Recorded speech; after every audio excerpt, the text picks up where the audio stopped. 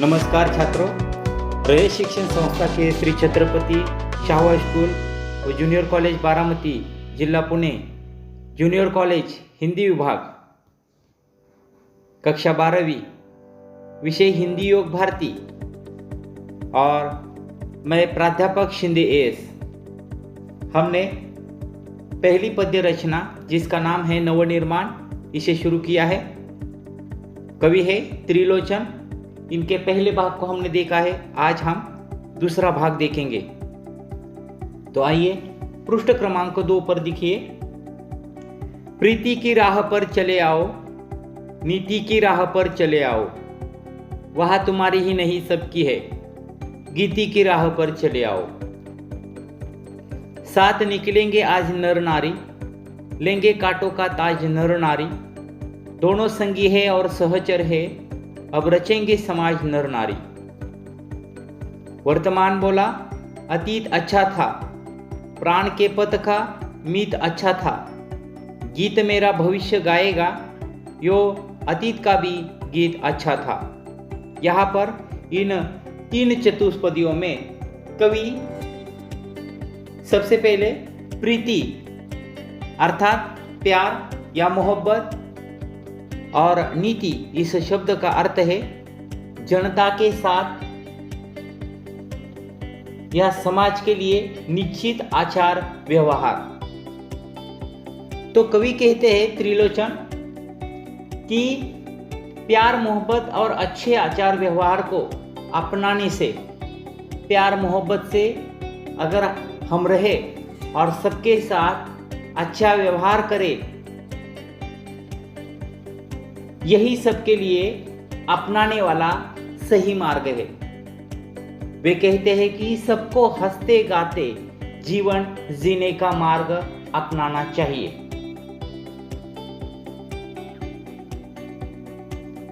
दूसरी चतुष्पदियों में कवि कहते हैं कि साथ निकलेंगे आज नर नारी, लेंगे कांटों का ताज नर नारी, दोनों संगी है और सहचर है, अब रचेंगे समाज नर नारी।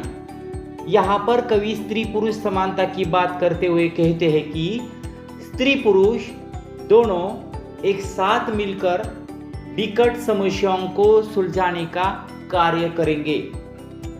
दोनों इस दिशा में कंधे से कंधा मिलाकर काम करेंगे और नए समाज की रचना करेंगे, यानी निर्मिति करेंगे, निर्माण करेंगे, जिसमें सबको समानता का अधिकार मिलेगा। कवि का कहना है कि अगर स्त्री पुरुष कोई भी काम करते हैं और वे एक साथ मिलकर कंधे से कंधा मिलाकर कोई भी काम करते हैं, तो उन्हें जो पुरस्कार के रूप में जो यहाँ पर कांटों का ताज है वह मिल सकता है। दोनों संगी है और सहचर है। सहचर इस शब्द का अर्थ है साथ रहने और चलने वाले। ये जो परमेश्वर ने दोनों को, स्त्री और पुरुष को जो एक साथ मिलाया है, तो एक संगी के या एक सहयोगी के रूप में यहाँ पर बनाया है। तो एक साथ मिलकर कोई भी काम करने से यहाँ पर एक नए समाज की रचना करेंगे, ऐसा कवि का कहना है, जिसमें सबको समानता का अधिकार मिलेगा।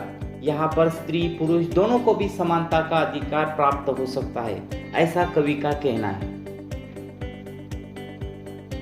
कवि अगली चतुष्पदी में कहते हैं कि वर्तमान बोला अतीत अच्छा था, प्राण के पथ का मीत अच्छा था, गीत मेरा भविष्य गाएगा, यो अतीत का भी गीत अच्छा था।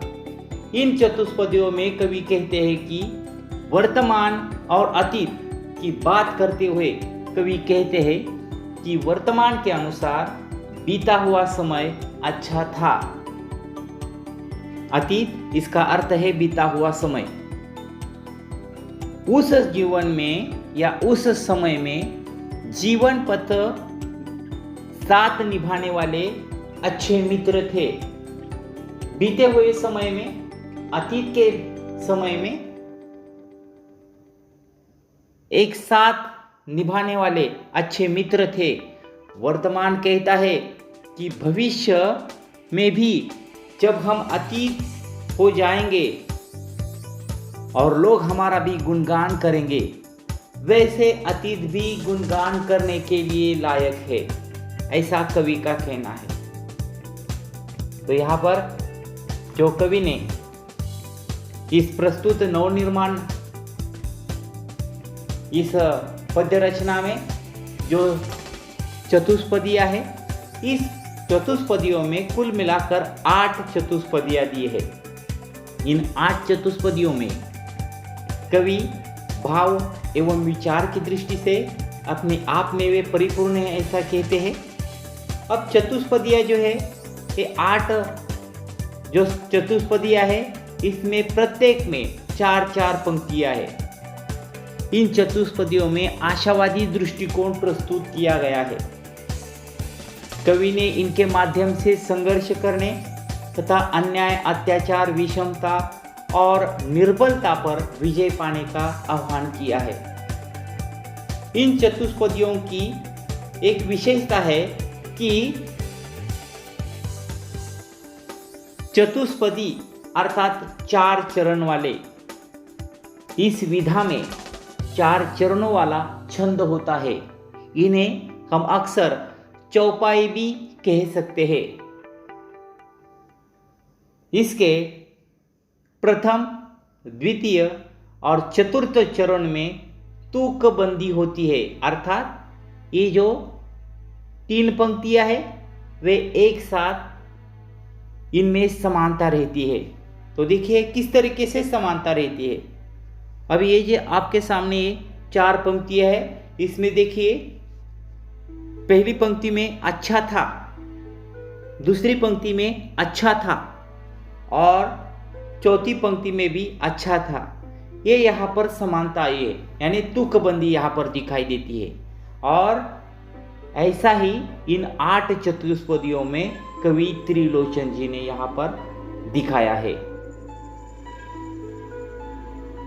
और कवि का कहना है कि भाव और विचार की दृष्टि से ये प्रत्येक चतुष्पदी अपने आप में पूर्ण होती है। यहाँ पर ये जो कविता है नवनिर्माण, ये समाप्त होती है, लेकिन इसमें जो नए शब्दार्थ आए हैं उसे हम देखते हैं। प्रीति, इस शब्द का अर्थ है प्यार। नीति, इस शब्द का अर्थ है समाज के लिए निश्चित आचार व्यवहार। सहचर, इस शब्द का अर्थ है साथ रहने और चलने वाला। रचना, इस शब्द का अर्थ है निर्माण। अतीत, इसका अर्थ है बीता हुआ। मित, इस शब्द का अर्थ है मित्र।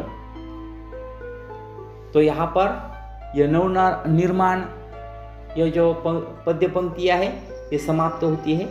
आगे का जो इस पर आधारित जो स्वाध्याय है, कृतियाँ है, उसको लेकर मैं आपके सामने जल्द ही आऊँगा। धन्यवाद।